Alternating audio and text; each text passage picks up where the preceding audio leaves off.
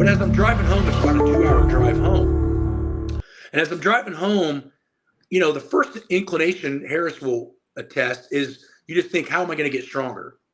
Mm-hmm. But I start to realize this just happened to be like this light bulb go off on my head. Maybe I'm not fucking fit enough to get stronger. This episode is brought to you by First Detachment. First Detachment is an expert formulated supplement company founded by renowned coach Justin Harris. Find your battle today at firstdetachment.com. All right, and we are live recording here. So really excited again. Just we keep saying this, just super fortunate to the people and just the lifting community that are just, so helpful and generous to kind of come on. So we have Matt Wenning from Wenning Strength, and I'm sure we'll get into it. The list goes on. I could probably list off all of his accomplishments. If you don't know who it is, you've probably been living under a rock, but nonetheless, you'll get to know him a little bit today. And as always, my co-host, Mr. Justin Harris. So thanks, Matt, for jumping on. I know busy schedule. You got a lot going on. We were kind of messaging back and forth on the weekend. We were able to grab you really quick. So thanks. Yeah, not a problem, man. Not a problem at all. But I'm for this one because a couple things. Well, Matt's because he's got records in raw and equipped. And when I was in the sport, it was equipped, and I never really liked it because I didn't have time to train that way. I mean, I put it on for the meets or whatever, but I always preferred lifting raw. And you'd always hear, guys are getting 400 pounds out of their bench shirt, 400 pounds out of their squat suit. And I think, correct me if I'm wrong, your highest total raw is only about 400 pounds more than your highest total. For equipped, it's only like 400 pounds higher than your highest total raw. So you're like the perfect example of what, they helped, but, you're either strong or you're not. And then I also like that because you did raw. Well, I mean, you kind of had to because equipped was all there was early, in the mid 2000s. But you did the raw numbers later in your career, and so you showed that I mean, I don't even know how to word this properly, but that was always the knock on gear lifting was that it was just like learning the equipment. It wasn't that you were actually strong, and you're one of the people who showed, no, there are people who just are truly strong. Yeah, almost everybody I lifted with at Westside Barbell, if you were to take their gear off, they'd still stomp the shit out of 3/4 of the powerlifting federations regardless. I watched George Halbert bench press 625 at 220 body weight when I was probably 21 years old and started to realize that, this was legit shit, and that's the big thing is for me, it was kind of an homage to Louie, myself, and all of the Eastern Bloc countries that basically, donated their life to conjugate system. I mean, that was the other big thing other than equipment was that the style in which we trained didn't really transfer over to real raw strength, which was complete ridiculousn's because it was developed to enhance Olympic lifting, which you can't use any equipment. But, it's just sad because, really in lifting in general, the smarter you get, the more experience you get, you start realizing that you're surrounded by people with cognitive abilities that are just not high enough to understand how to train properly. I mean, it's sad to say, but, the smartest people I've ever met weren't around lifting, Yeah. And there's a reason for that. And I think the issue is that, we don't have enough people with high level degrees that have really put real weight on their backs. I think the last guy, and not putting myself in any particular circle, but the last guy that had the accolades that I had as far as schooling and weights was Hatfield, Yeah. Fred Hatfield was the only other guy that I think had a higher degree than me and similar lifting accolades. So I think that that's a big problem that we have in every field, not just lifting is, everybody wants to, talk, and not a lot of people want to put this blood, sweat, and tears in for 2 or 3 decades in order to be a real professional in the field. And that's really hurting everything in society, not let alone weightlifting. Well, I think you're seeing it though now in the fact that now with more time with educated people, because you go back to the 60s and no one really knew anything in the lifting world, and anyone who had knowledge or education was in the Olympic lifting world. So powerlifting didn't really have much. And then it's always progressing. And then Louie came along and didn't bring, necessarily the classroom education, but as far as, time spent with his nose in a book, it was there. And then to where we are now, where you have people like you who've had, I mean, a long time in the industry, and now with the internet that's able to spread to everyone, and you see what the numbers are in raw lifting now, how outrageously strong people are now. And I think that's a big reflection on the fact that there are relatively few people with the proper education being around at the time of the internet where that information can get out to the masses is dramatically paid off. Yeah, it's difficult. It's difficult because I'm kind of on the other end of the spectrum. I think that the lifting hasn't gotten better because of the education. It's gotten better because it's the social media has reached more people. Therefore, they understand powerlifting and they've seen it now. Whereas back in the 80s and 90s, if you didn't have a powerlifting magazine, I mean, a lot of people didn't even know what the hell it was. I remember, Justin, when you and I were really good in equipped lifting, there were only 10,000 registered powerlifters in all of the United States. Oh, shit. Wow. Yeah, and I remember going. Now it's like over 180,000. Holy cow! Yeah. So my point being is it's grown 18 times. So you're gonna find these freaky dudes, but you notice that in lifting in general, you're only finding guys that are good at one thing. Like you got these crazy deadlifters or crazy squatters or crazy benchers, but you don't see a lot of guys that are good totalers. Yeah. Yeah. Do you think that's genetically, gifts, etc., or do you think it's training style? Or? I think it's because people don't want to work their fucking weaknesses. They don't want to work what they suck at. They want to just show off what they're good at. Yeah. Get the post, the reels, get the recording out there on Instagram. Yeah, I mean, I've seen how many guys we got now that can deadlift 900 and can't even bench 455. That blows my mind because I remember where you could count definitely on your hands and toes the number of 800-pound deadlifters. And there were less than a handful of 900-pound deadlifters. I mean, you talk early mid 2000s, there was several people pulling 900 pounds. Well, here's the thing though. The reason you didn't see that is because think about it. Back in our day and even earlier, guys that could deadlift 900 were also squatting 1,000. Yeah. Andy Bolton was the first guy to pull 1,000. He squatted 1,200. Yeah. Ed Cohen pulled 900, could squat 1,000 at 220, 242. The thing of it is those guys that pulled 900 at that day did it because of a fucking total, not because they were a deadlift specialist. Yeah. And those were all three lift meets. Now, I mean, and I don't want to get in like the sumo conventional debate because I think, God bless you if you can figure out the mechanics for sumo pull and pull crazy amounts. Yeah. But now you're really seeing it like with some of the sumo lifters, like you said, deadlift 500 kilograms, but might not be able to deadlift 500 pounds. Because I think Jamal just pulled 500 kilograms in a gym lift, and who else just did? Someone just pulled 505 kilograms, I think, or 510, something outrageous in a gym. I don't know how calibrated the weights were, but sumo. It's really interesting to me because.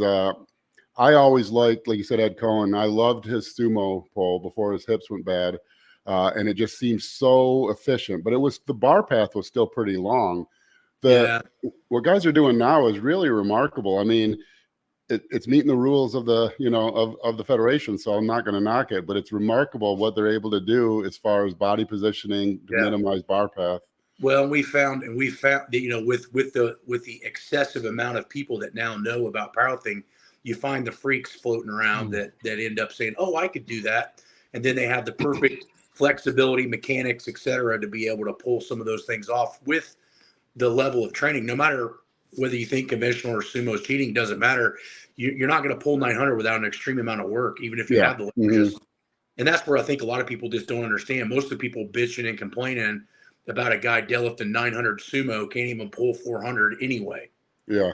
So it's just like that's the other problem that we have with the internet. I think there needs to be a certain level that you have to have an opinion, Yeah, unless you can lift this much. You mentioned Andy Bolton earlier. One of my favorite days on the internet was when he pulled. Was it 1,003 or 1,008? I can't remember. He did 1,003 in 2006 because that was the first meet I squatted 1,003, and then 2007 he came back and pulled 1,008, and then his kidneys went to shit. Yeah. But the 2003, 2006, that's when YouTube was brand new.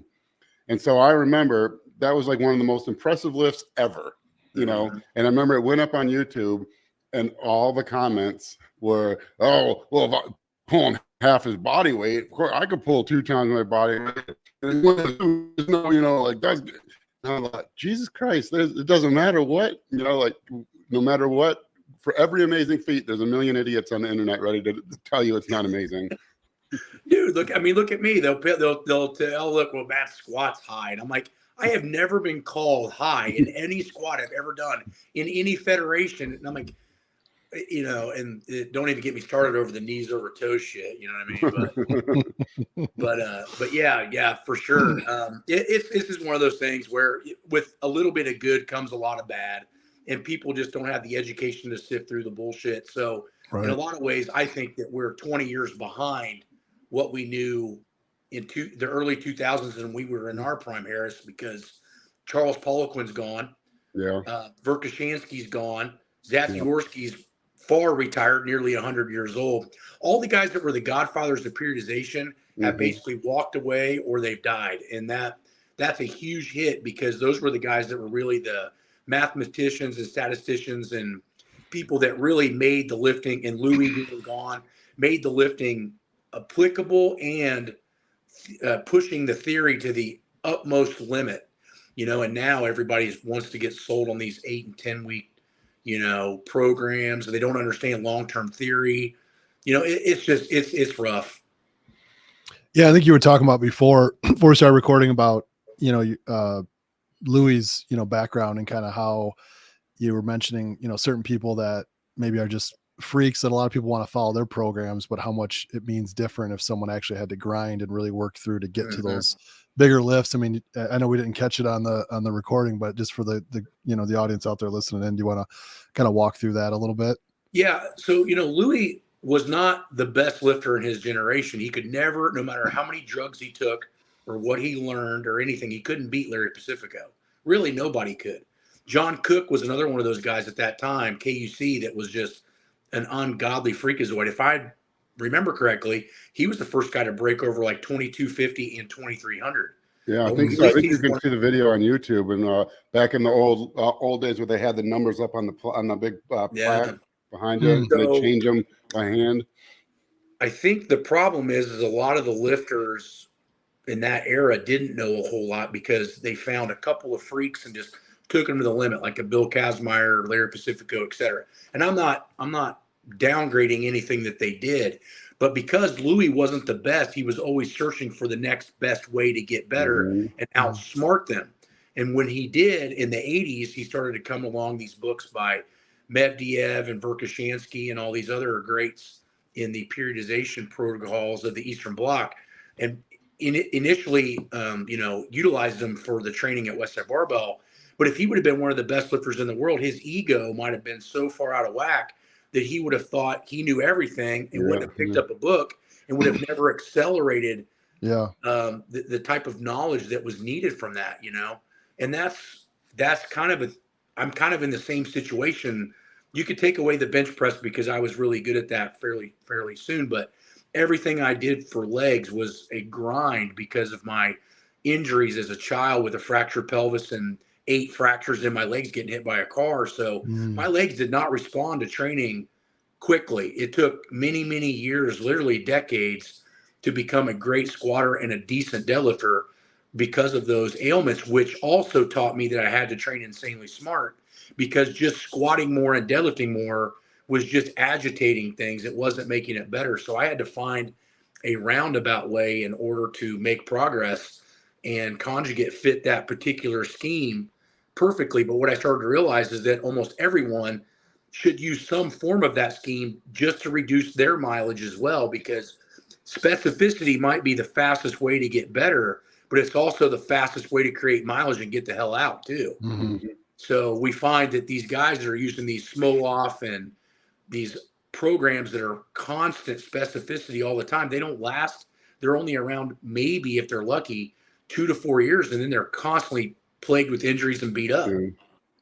That's another interesting. Sorry to jump in, but I'm a fan, so I'm bad about that. But that's another thing. Your longevity in the sport, I think, is pretty interesting, because you were. As I was going to say, you were top.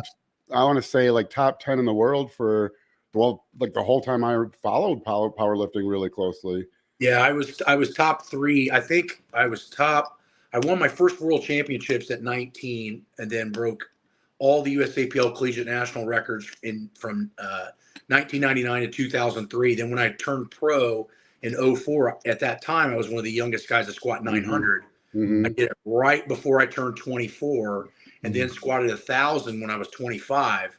And then I think I was top 7 in the world, top 7 or so in the world by the time I was 25. And then I stayed top 5 in the world from 2005 to 2018. So, and with 0 injuries other than a groin tear that healed in about 4 months. Yeah, and I mean, and multiple all-time world records in that process too. Yeah, I mean, it's one thing to be, one thing to be, top 3, but to be the best all-time at any given point is, it's a big deal, because you had the all-time squat. Not necessarily the same time, the all-time squat and the all-time raw squat. Yeah, all-time, and then increase both, I think, also. Yeah. I did the all-time equipped squat. I had the all-time total first. Then I did the all-time equipped squat of 1197.6. Then switched to raw, benched my first 600, which put me number 13 of all time in the bench as a bench only guy, as a powerlifter. And then my first all raw meet, I show up, I don't know it's a walkout meet, and I've been training on a monolift, so that was kind of a ass kicker. But luckily, I came from the USAPL and ADFPA, so that wasn't that big of a transition. It just was a little bit of a shocker. Hit the 3rd highest total of all time, my first raw meet, and then came back 8 months later and did another raw meet and broke the world record in the squat. And I think it was the highest subtotal ever done raw under super heavyweight at that time, because it was like an 850 squat and a 611 bench. So, and then I was getting to the point where the age was starting to really make me train insanely smart, because I couldn't just go in and just do it like straight ahead. I had to think about what I was doing. But my best deadlifts of all time were at my best deadlifts came in a little bit younger in my equipped years, just because the equipment never helped. It was just, I was just young enough that my lower back and my pelvis, even though they had been injured, hadn't started to cause any real issues yet. With the car accident, I knew about it. I didn't know there were that many I didn't know it was that bad. I broke my right leg in 6, my left in 2, and shattered my pelvis. Wow. They almost cut my right leg off. If I had to have 3 surgeries on my right leg, and they told my mom in the 3rd surgery, if they can't get it to line up correctly, they're going to have to cut it from the knee down. What age were you? 6. Jesus. Yeah, so I was homeschooled all of 1st grade. I was in a hospital bed, cast up to my dick for almost a year. Then I was in a wheelchair. Then I was in a leg cast on the one that they almost had to cut off for another 5 months. And then that leg ended up being growth stunted by about 9 millimeters, which was causing the back issues that I didn't realize until I was in my early 20s. And then I went and got a leg length discrepancy test, which was basically a full body scan. And then they found out where the discrepancy was, built me a custom lift from my shoe, and my back pain completely went away within a month. Oh, wow. So my pelvis was just off tilted because that one leg was short and it was pissing off my L3. So once I leveled it back out and got the muscles to play the right parts and kind of relearn the mechanics, then my squat went from 700 to 826 drug free in about a year. Yeah. Well, I think it kind of answers the question of your motivation to get into your master's in biomechanics, I would imagine.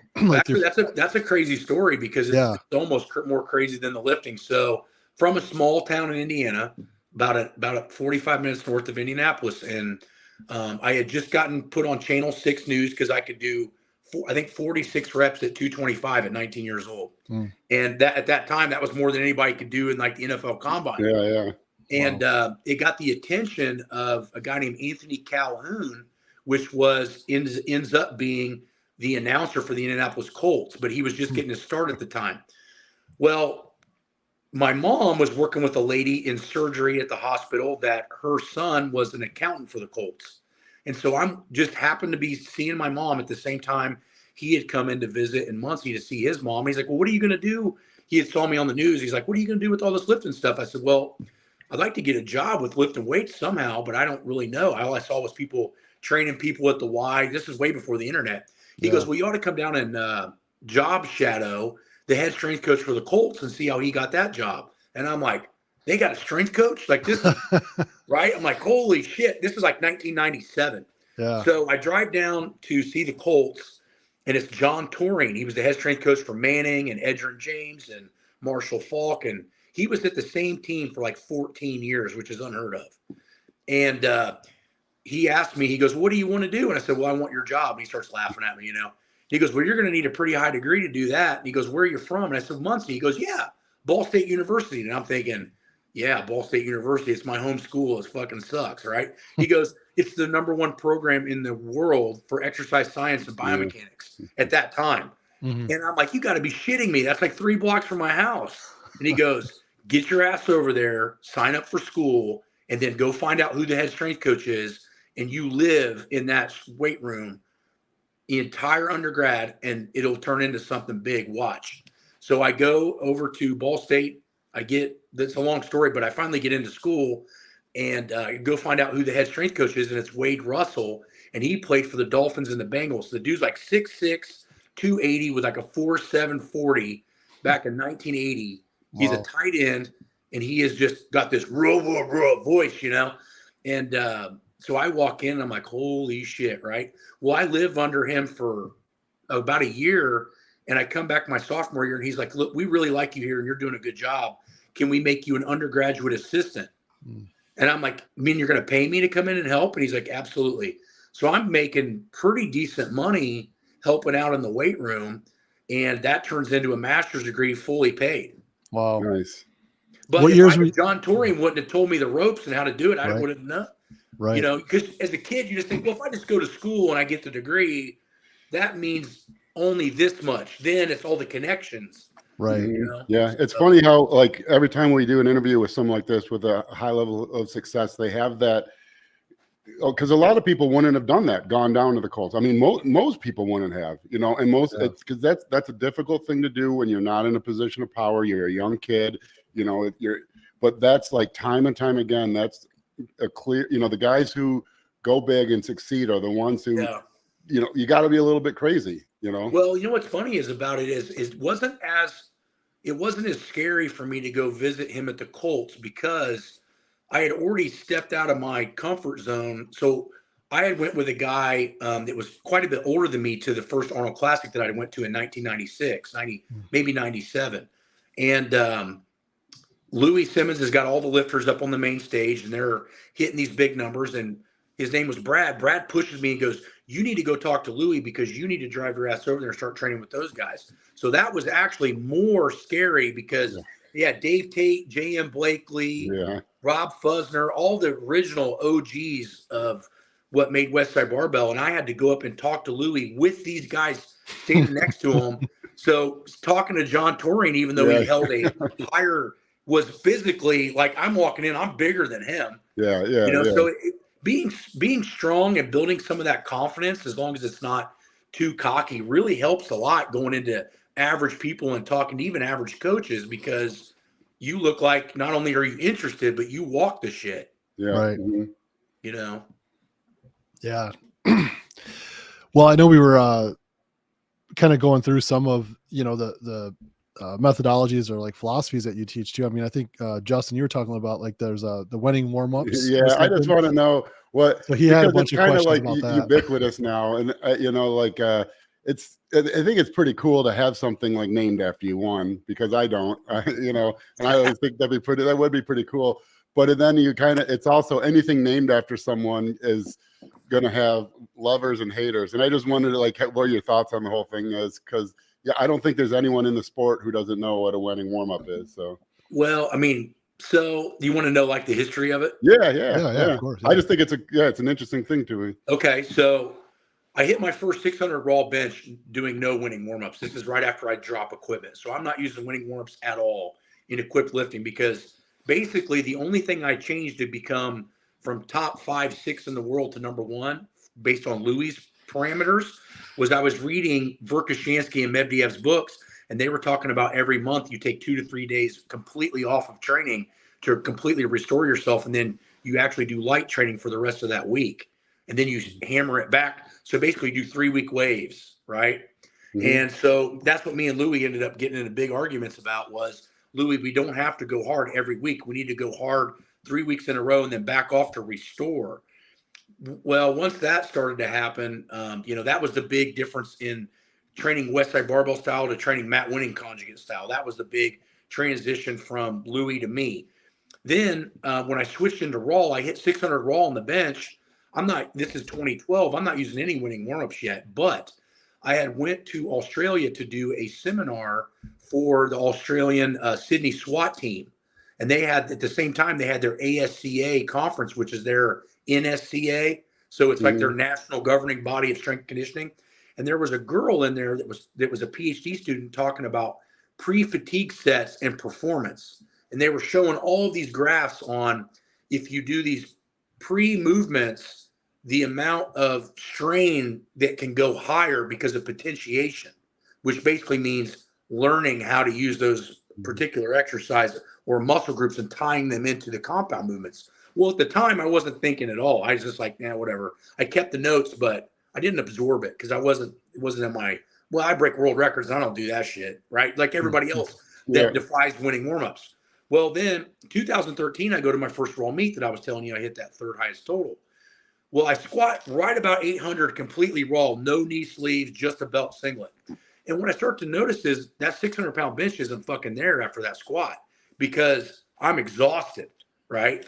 And so I ended up still doing very well with the total, especially with the environmental factors. But as I'm driving home, it's about a 2-hour drive home. And as I'm driving home, the first inclination, Harris will attest, is you just think, how am I going to get stronger? Mm-hmm. But I start to realize this just happened to be like this light bulb go off on my head. Maybe I'm not fucking fit enough to get stronger. Because at that time, I'm 310 pounds, right? I'm eating like a maniac to stay that big because my body wants to be about 270. Mm-hmm. And so as I'm driving home, that paper and that talk just clicked into my head. And I'm thinking, well, fuck, maybe I could do some pre-volume, learn to be tired. Then when I do the main lifts, nothing can make me too tired. Mm-hmm. So fast forward about 3 months later, I start talking to Flex Wheeler and I'm like, Flex, I need more muscle mass because Flex Wheeler was one of the best bodybuilders in the 90s, if you didn't know who he was. Mm-hmm. Flex Wheeler was also insanely strong for his size, but at his best, he told me that he goes, I never put on more muscle mass than doing sets of 20s. And I'm thinking, really? Like, I never do 20 reps as a powerlifter. And I'm thinking, but here's the thing though. I'm thinking, well, maybe 20, 25 reps, maybe that'll force me not to use a high enough intensity to go heavy, but it'll also be enough reps to build GPP or conditioning. Mm-hmm. So light bulb number one, bing. Light bulb number two, potentiation of weak muscle groups to enhance form and start making my lifts go up because of my technical ability. Bing, light bulb two. Light bulb three, I start realizing that if I can build my work capacity up, no matter how much I squat or bench, I'm always going to be higher capacity to restore even during that day of the contest. Light bulb number three. So I start to apply it now. Keep in mind, I'm applying it with 30-pound dumbbells as a 600-pound bencher. Mm. So I'm using anywhere between 30 and 40-pound dumbbells for 8 months, 4 sets of 25. And then I plug in 2 other muscle groups that I feel might be the weakest link. Now, reminder, I'm only trying this with the bench because I feel like I don't want to throw too much in at once, which is another huge mistake that many people make. Yeah. I'm just experimenting with the bench. So I'm like, well, I know I need more lat tightness, and you can never have enough tricep strength. So I start blasting those areas. And the reason is because I had read a book. Medvedev had talked about training Vasily Alexiev, and he said he would do an extreme 15-minute warm-up before he would do any Olympic lifting. And so I'm thinking, well, if I do 3 exercises, 4 sets of 25 in a circuit, I started timing it, and it was between 12 minutes and 14 minutes. I'm like, fucking perfect. Now I'm not getting any rest. I'm training 2 weaknesses in 1 motor pattern potentiation movement, and I'm tying it into the exact same amount of time that Alexiev was doing it before a clean and jerk and a snatch. Fast forward 6 months later, I benched 606 like an empty bar after squatting the world record, which was 50 pounds more than what shattered me 9 months beforehand with the 3rd highest total of all time. And now I have the highest subtotal ever under super heavyweight. And I'm thinking, fuck, man, this whole time it was all about conditioning. It had nothing to do with strength. So then I apply it to the squat, because now I'm still not playing with the deadlift yet. I apply it to the squat. My squat goes from 832 to 870 in like 7 months. And then I bench 611 again easily. And so that was that. So then I started utilizing the warm-up system for rookie lifters that maybe weren't ready to do the bar. The warm-up itself was instituted with more rest and stretch. And then those were the actual workouts that I would give my firemen. Over the course of 2 to 3 years, we started seeing the injury rates drop. And then when I introduced the compound movement, I didn't have to teach the squat or the deadlift or the bench, because all the muscle groups are already playing their part. Therefore, the teaching was easy. Here's what I get at. With beginners, when you use the warm-up as a stimulation tool before you actually start the compound lifts, you're teaching a person letters, then spelling, then sentences. Compound movements are sentences and paragraphs. I mean, as Harris will tell you, squatting maybe with a dowel rod is not that big a deal to teach. Put 2.5 times body weight on a bar and do it perfect. You are talking about a mathematical equation similar to algebra. Yeah, no, it makes a lot of sense. I mean, I think it's kind of interesting too, because taking a step back from that, like Justin, I know you've talked about for your bodybuilders doing cardio intervals at high intensities, which helps them condition to be able to do the high I do a similar thing. It's it's very loosely similar. It's the thought basically building the conditioning basically is that, you think, okay, why are my athletes not able to add size? Well, we can't get more food down them, and they can't hit the high rep. They can't do 20 rep sets of squats. Their lungs fail before their legs. So I developed a modified form of HIIT cardio, which is basically 1 minute hard, 1 minute light. Obviously, there's only so hard you can go for a minute, but that's about how long your high rep sets of squats are. Your high rep, And if you want that maximal lactate threshold, like what you're talking about, you need to hit that 45 seconds to 1 minute range anyway. So you're absolutely right. The thing of it is, to kind of dumb it down for everybody, is you cannot build strength on a no conditioning base. You cannot build muscle mass if you don't have the conditioning to recover or work out dense enough to put on any muscle. So for instance, if I'm in my peak shape and I can get a workout done with the same volume in 50 minutes that somebody else takes 2.5 hours to do, who's going to put on more muscle? Me, because I got in the gym, got the shit done, got out and started the recovery process an hour and a half faster than this other person. Yeah, no, it makes sense. It drives me crazy because people don't want to believe it. I'm trying to add size. I don't want to do cardio. And it's like, you try to convince them, like, this is going to let us eat more food. It's going to let us train harder. It's going to let us recover better. This is going to stop the high rep compound movements from being a lung exercise to actually being a muscle exercise. And the ones that believe it, see the benefits. But it's like, I'm sure you see with Wenning warmups, it's like people don't want to believe what's true. Well, the hardest part of all this is I thought, when I was a kid, I thought, if I'm just stronger than most people, they're going to listen. Wrong. I thought, man, if I just get a higher degree than most people will listen. Wrong. If I outlast everyone for 4 fucking generations, maybe people will listen. Wrong. It's the fact of the matter is that people just aren't willing to accept that what they do is incorrect. And champions don't give a shit about right or wrong. They want results. Yeah. Right, and I didn't care that if I showed up at Louie's and they told me everything I had done for the last 8 years of training was wrong. That didn't bother me. What bothered me was I wasn't getting any fucking better. So it's all about what motivates you. What motivated me was I wanted to be the best that I could be, and I didn't care how much work that meant or what I had to learn or what I had to do to get there. And most people, they have these limitations mentally. I find that limitations are mostly psychological more than physical. And a lot of it's ego getting in the way. Somebody sees a little bit of success with something, but what you have to remember is that what got you to A to B won't get you from B to C. Yep. Yeah. What do you think, what would you attribute that to, Matt, like for your mindset? Because obviously you're in a highly competitive gym at, early on with Westside, reaching all these peaks, but it sounded like you just had the you know, the ability to step back and kind of look at the full picture and say, okay, like I need to adjust some things, whatever the case is. Like, was that a struggle for you to come natural? How did you build that skill? The drive is that, you know, coming from a family where, you know, my dad died when I was 13. My mom was almost bankrupted at that time.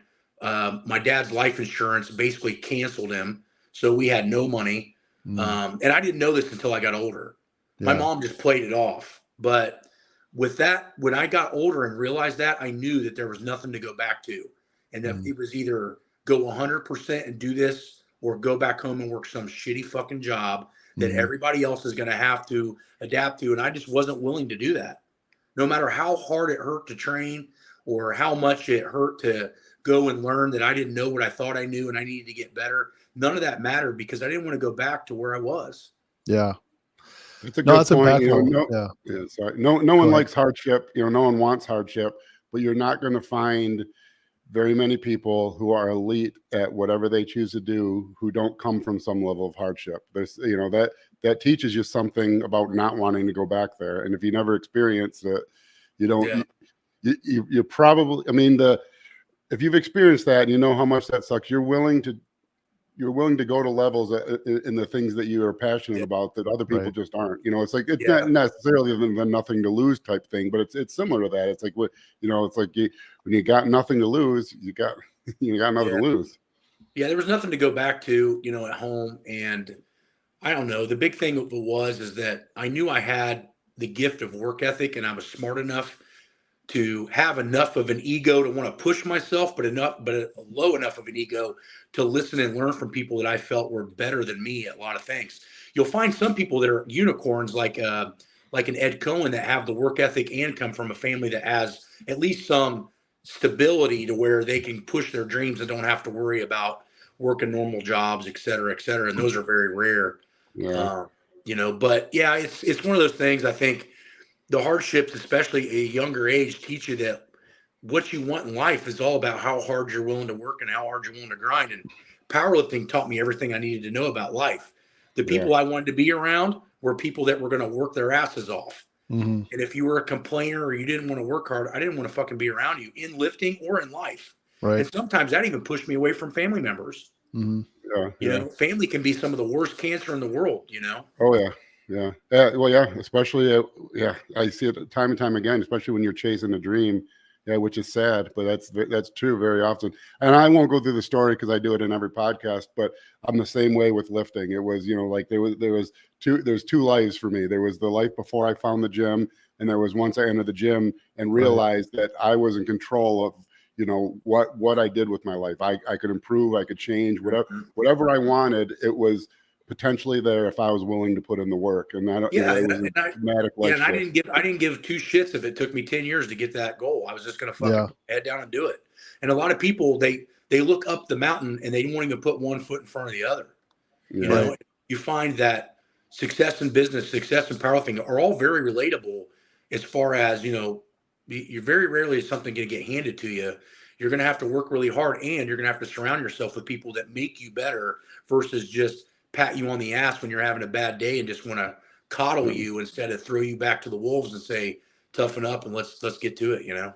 Yeah. And you have to enjoy the work and the process too, because there is no end result, because when you get to that end goal, you've already set a new end goal. You've already, you know, so if you don't enjoy the climbing the mountain, you're never going to get to the top, because even if you do get to the top, that's not the top anymore. There's a new mountain that you're trying to climb. Yeah, and that's the hardest part for me now, is slowly backing away from the physicality of extreme shit. You know, I just squatted 750 on Saturday at 44 years old.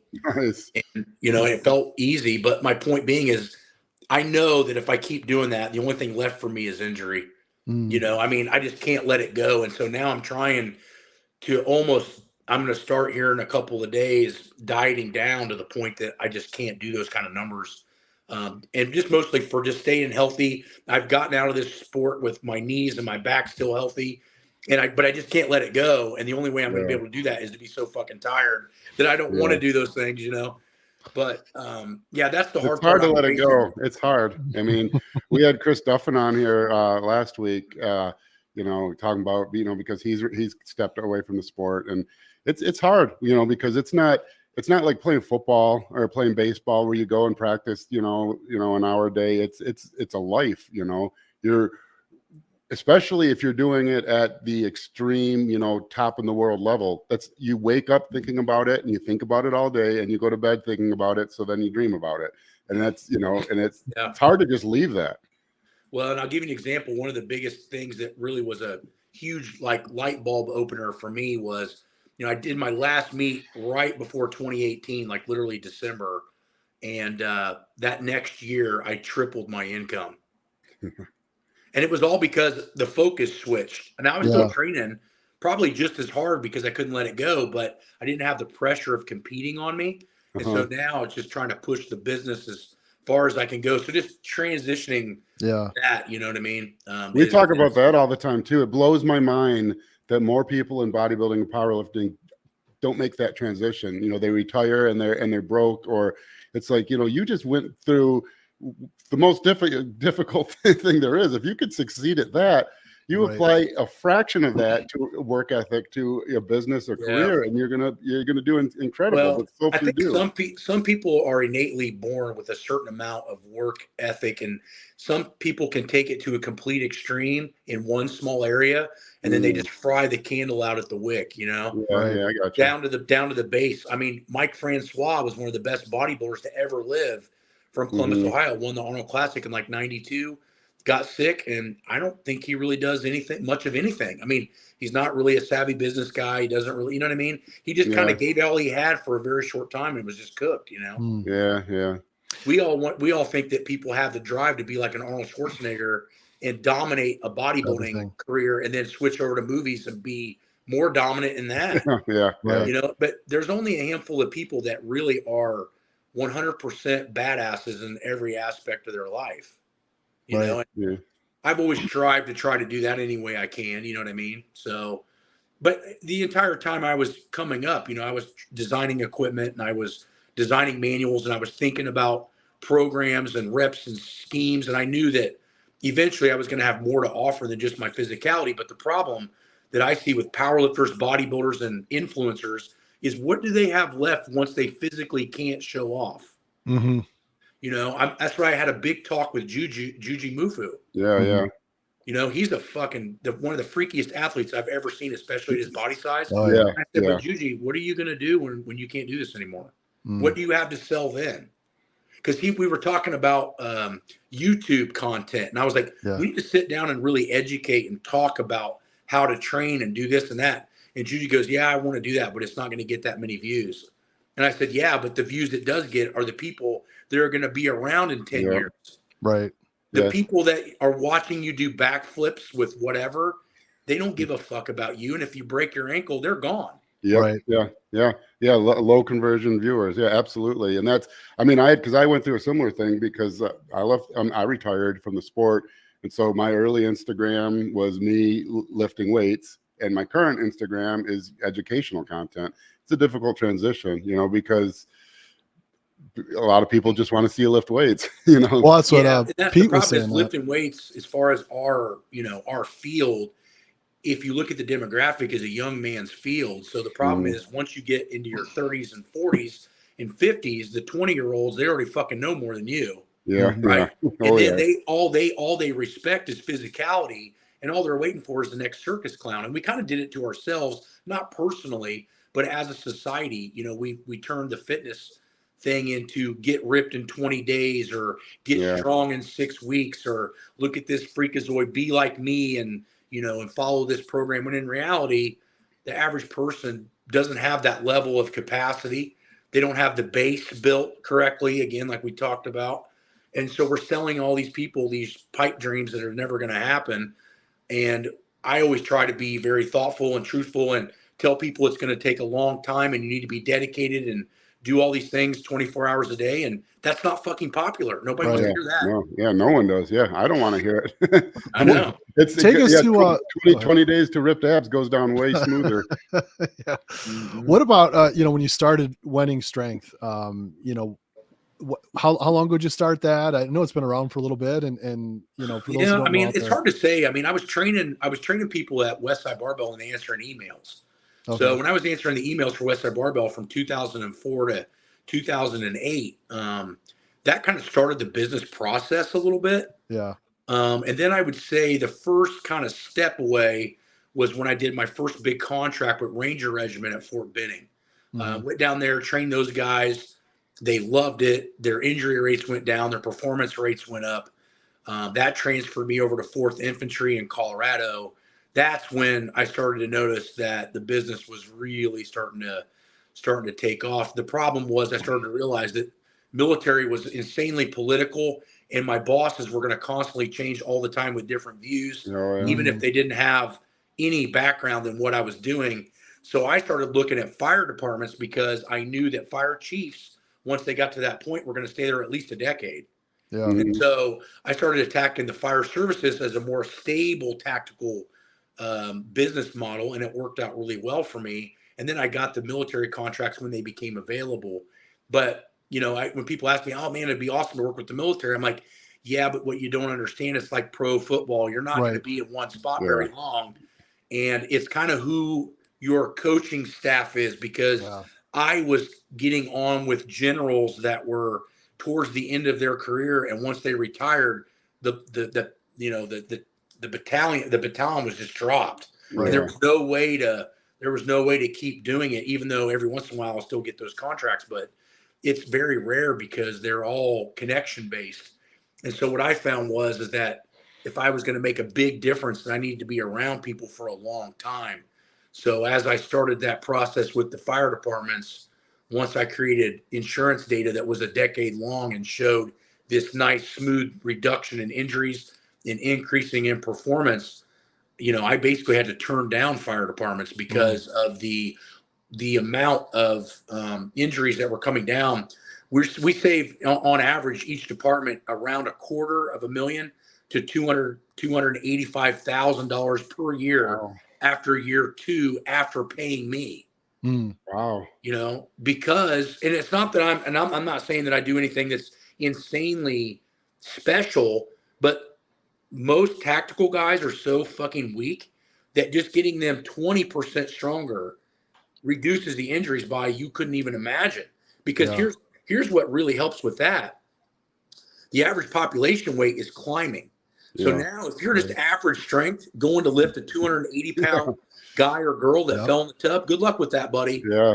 But that's all the fire department is. Everybody thinks, oh, these firemen. I'm like, you don't understand. The average deadlift when I went to my first fire department was 190 pounds. Wow. That was the average deadlift over 130 dudes. That's average. So some people were quite a bit below that. They were below that. And we had guys that were above it too, but the average was under 200 pounds. That's incredible. At year 3, the average was 405. Nice. Now a guy goes and gets a 260-pound person, and you got 3 of them. Their collective deadlift's 1,200 pounds. They're not getting hurt. Yep. Right. Well, it's dead weight too, right? Like a body. But here, think about this. And I'm just throwing a number out to make it simple to understand. Yeah. But let's say we have 3 guys that can deadlift 200, and they go lift a 600-pound person, which is not uncommon, because they're the ones going to the doctor all the time. They're the ones going because they're unhealthy. Right. They're all 3 of those guys are at maximum capacity, trying to carry somebody downstairs or drag them to it. No warm up. And no warm up. But now let's just take this for example. Now, if all those guys could deadlift 400, they're at 50% capacity, and now they're resilient and they're not going to get hurt. Yeah. No, that is a warm up. It's not fucking rocket science. It just takes time. Yeah. Yeah. How many fire departments are you with now? 4. 4? Yeah, that's awesome. Yeah. Yeah, 4 fire departments. I'm roughly in charge of almost 400 men a week. Wow. It's insane. Yeah. Not only that, in charge of a car dealership where I train a lot of the administration and most of the diesel mechanics to reduce their injuries as well. Oh, no kidding. I didn't know that. That's cool. Yeah, Riker Automotive in Columbus, Ohio, I think is the 5th or 6th largest Ford dealership in the country. They have 800 employees, and they have a huge commercial area. But you got to remember, you got these average kids that are mechanics that are leaning over these massive box trucks, removing pieces of diesel machinery that weigh 200-300 pounds, and they're in awkward positions all day. Of course, they're going to be injured. And those guys are charging $160, $180 an hour. So one of those guys gets hurt. Imagine how much money the dealership's losing while this guy's off for Yeah. 6 months, right? So it makes no sense for them not to bring in a guy like me that can save them a ton of money. Mm-hmm. Is there any common themes you see? Because obviously the theme we're talking about is your reduction in injuries personally. With the fire department, with the special forces, with now you're talking to the car dealership. Are there any themes in either your training approach or in like what you see people were doing maybe incorrectly that helped you see? Consistency and patience. I mean, Okay. when I go in, nobody's allowed to lift barbells for 6 to 10 months. Mm. It's all finding structural weak points, quadricep to hamstring imbalances, core stiffening, posture correction. We're doing all of that before any vertebral loading happens at all. And they learn to squat with belt squats. They learn to deadlift by doing at first reverse hypers and GHRs, things that are low or no compression, so that way I can teach the muscles to work in a non-compressive state. Once you learn to do that, then you start to add the compressive capacities on once the muscles have been taught the way to move correctly. And what do you use to, define they learn to do that? Like, is there a certain measurement of how much weight they can move or Usually form? it's technical proficiency with form. Yeah. Like if I say, okay, we're going to belt squat, say 4 sets of 25 for 6 weeks, and then we're going to do GHR, just back extensions and single leg reverse hypers. And then I'll just throw a deadlift down and say 95 pounds. Show me how you pick that up. You'll be surprised, a guy that has no coaching and done none of those exercises, how he'll lean over and pick that up with no coaching versus somebody that's never seen a deadlift but has trained all of those movements and gotten proficient at it. Yep. They'll grab the deadlift bar and use the right muscles every fucking time. Yeah. No, makes sense. You mentioned belt squat. I do have just kind of a technique question. I've seen a lot of your videos. I've seen some in other areas, but how do you typically like to set someone up for positioning? And really two questions. One related to where the chain is, like if they're how far back or over the top. And then I see some are using hands, some are, kind of front. Just any preferences or feedback on how to do how to Yeah, adjust? I think the best way would be to learn to crawl, walk, run. And what I mean by that is when I first bring in a client or a person like I'm talking about, like fire department or older population or somebody doesn't have a lot of athletic background, the first thing that they're going to learn to do is just belt squat march. Just learn to have the pressure on their hips, get their glutes firing, get their legs pumping. They might do that for 2 to 4 weeks, depending on their age and their capacity. Once they've gotten that down and they've understood that, then they learn probably a fairly high squat with their hands on the machine to teach the first motion is to push out and sit back, not just to go straight down. Right. And I get so pissed when I hear all of these people on the internet go, just squat the way it feels comfortable.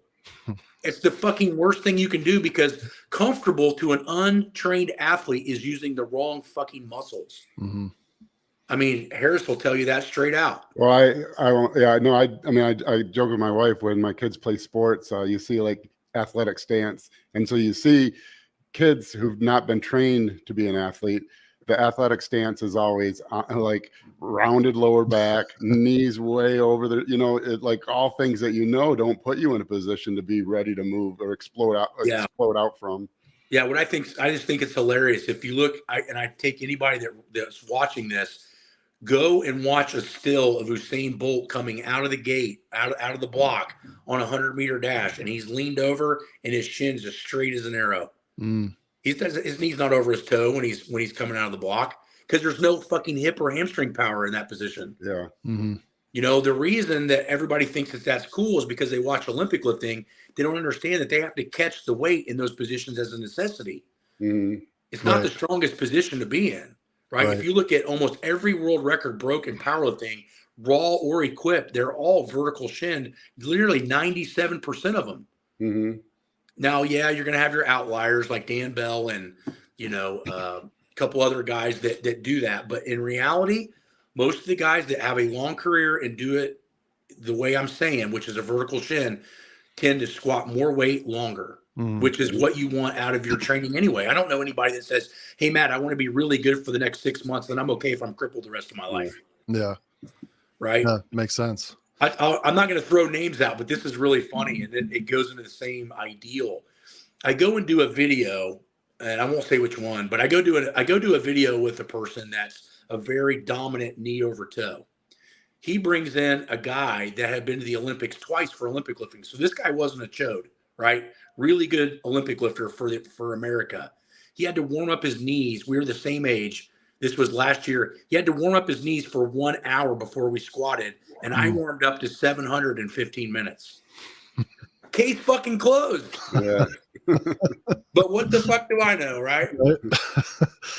Any thoughts on the same, similar to like belt squat to build up progression for squat? You mentioned dumbbells, but I wonder if there's anything else for shoulders. A lot of people get like shoulder pain, shoulder injuries when they're, bench press. Yeah. Any other complementary movements or things you've worked in your programs for that? Yeah, shoulder pain, and Harris might be able to chime in on this too. Shoulder pain, in my opinion, is usually caused by doing too much anterior work when you already have a bad upper back posture.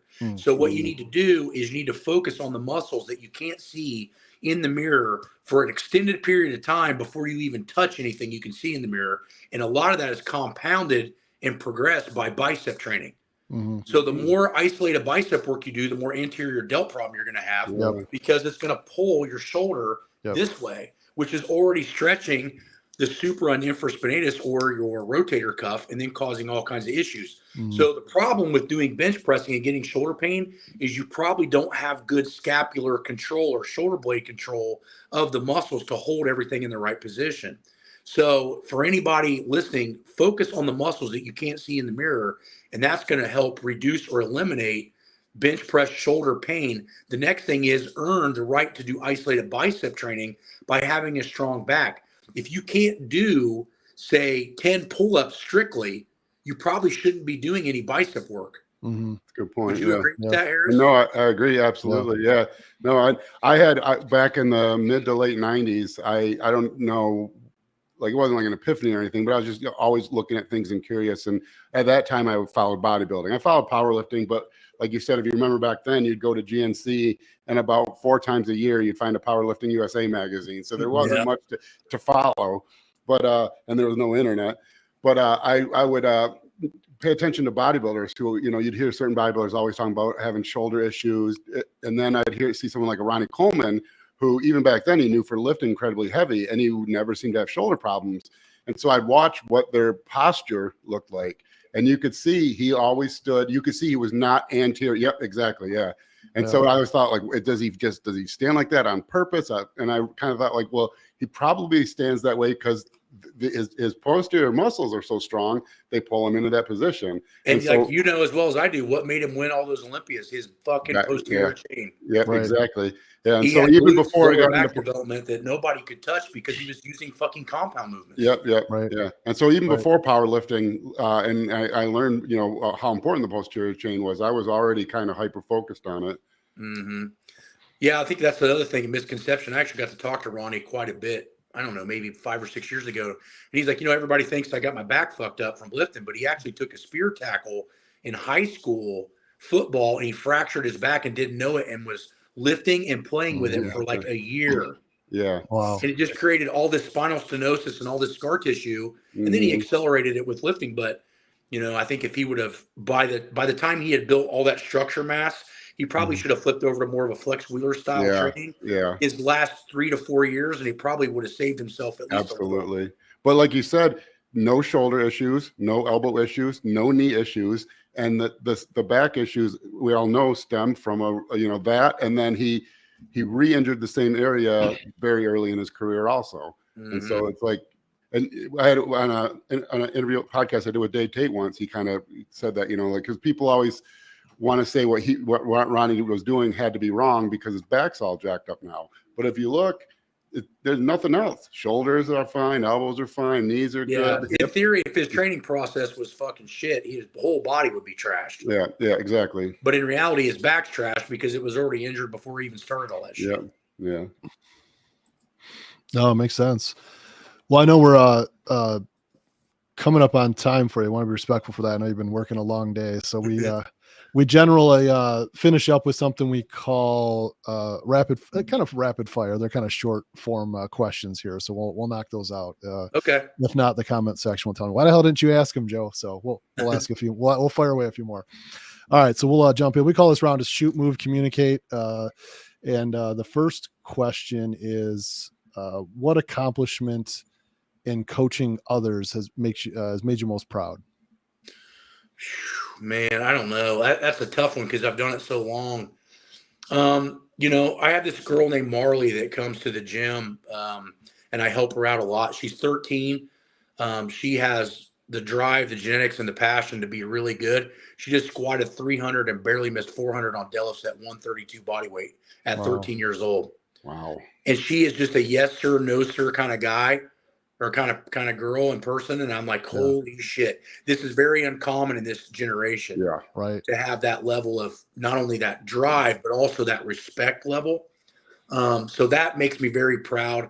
And, just having a business like I had, I mean, I moved over to Columbus with $800 in my checking account, and my first month's rent was $850. Yeah. So for me to make it where I made it now, I'm pretty proud of that. Yeah, But with other people, I could have never done this without the help of Louie and Dave Tate and all these other guys. So what makes me proud is that, at least I'm carrying on in some way, shape, or form, Louie's lineage and Charles Poliquin's lineage and Verkhoshansky's lineage, and trying to keep that stuff going ahead. So that's kind of what I feel like I'm most proud of. Yeah, that's awesome. Thanks for sharing that. What accomplishments, inside of your own competition? Is there one that sticks out, maybe a little more special than others? You've competed obviously so much. Is just curious if there's anything that sticks out to you. Man, I don't know. I think, winning that first world championship when I was 19 was one of those things that I already been training for 8 years. So for me, it was kind of like a validity of, okay, this is the field I need to be in, and this is where I need to go. And then winning my last collegiate national title, drug-free at a USAPL meet with a fucking Westside Barbell shirt on. You talk about getting drug tested constantly. You know what I mean? I'm coming from a pro drug gym. I'm not taking anything, and I show up and hit like close to a 2,200 pound total in USAPL standards. And then the 903 squat when I was just turned pro, which got me the WPO. I mean, the first time I tried, I got to the WPO semifinals, which Harris will tell you was a pain in the fucking ass. Yeah. You had to be really good because you had to be in the top 5 to even get in there. Yeah. And then the first all-time world record, obviously in 2008, was just a huge breaker, but for a lot of different reasons. One, it was my first meet away from Louie Simmons, and Louie had to hand me $10,000 cash of his own money. And that really burnt his ass and really made our feud at that time very difficult, which you can see in Westside versus the World video. Yeah, that was at a Westside meet, right? Yeah, that was at a Westside meet, and then came back the next year and stomped their ass again. It was bad. Good deal. No, thanks for sharing that. Next one is, if you had to choose one word to describe your training to your programming, what would it be? Man, I just say consistency. I mean, and listen. It's not one word, but listening to my body. Sure. If something didn't feel right, I just changed the exercise. I still worked and trained and did everything I was supposed to do, but if something was off, I changed it to save it. And I think that's what gave me the longevity. And that's what's one of the biggest powerful tools of the conjugate system is the ability to adapt around what you need at that time. And sometimes what you need is what you can just do. Yeah. If your elbows are fucking beat up and you got to do a heavy board press that day, change it to something else. Big fucking deal, right? But you're still getting work in. Yeah. No, good deal. Next one, I won't limit you to one word because there's so many nuggets. I want to let you let it rip. So otherwise, again, I might get in trouble with the comment section. But one word, or a word or phrase, or what would you say to encourage an up and coming, strength coach right now that kind of wants to do a lot of what you've done? What would that be? Yeah. I mean, you don't have to be a world record holder to be where I'm at, but you do have to train as much as you read and read as much as you train. You also need to be around people that are going to be where you're at. The best thing you can do is do internships around people that are already where you want to be because they have a particular roadmap. And everybody's roadmap is going to be a little different. Yeah. But sometimes when you can see the pathways on how to get there, you can carve your own way to do it too. And I think that a lot of people, don't fall into the trap that most college kids fall into, which is, make sure that just the degree doesn't mean anything, whether it's high school, college, PhD, it's who you're getting the degree from and what other type of work are you putting in. Yeah. If there's anything that I can do is, and tell people is be consistent, be patient, don't accumulate injuries, and read and educate yourself. Yeah. No, good stuff. Thanks. All right, next one. If you had to miss one, what would it be? A meal, a night of sleep, or a training session? Well, I don't miss sleeping. I'll tell you that. Definitely be the meal. I'm, for the years and years that I had to stay big, and I'm sure Harris remembers when I weighed 320. I can skip a fucking meal. I don't care, but I'm not missing training and I'm not missing sleeping. Nice. All right, next one. This is one word that you can parallel to your approach in, coaching as an athlete and in business. What would it be? I don't know. I guess if it's just one word, it'd be analyzing, like looking at every aspect of what I can do better, how I can do it more efficiently, and how I can get to that particular goal with the least amount of mileage, whether it be an energy or, physical expenditure or joint injuries or mileage. Same thing flies with business, you want to figure out how to do things a little more passive so you have more free time. What's made me great is the fact that I'm still training and teaching, because sometimes I think, as Harris will tell you, you may not always be able to stay at the top of your game physically. Obviously, you can't forever.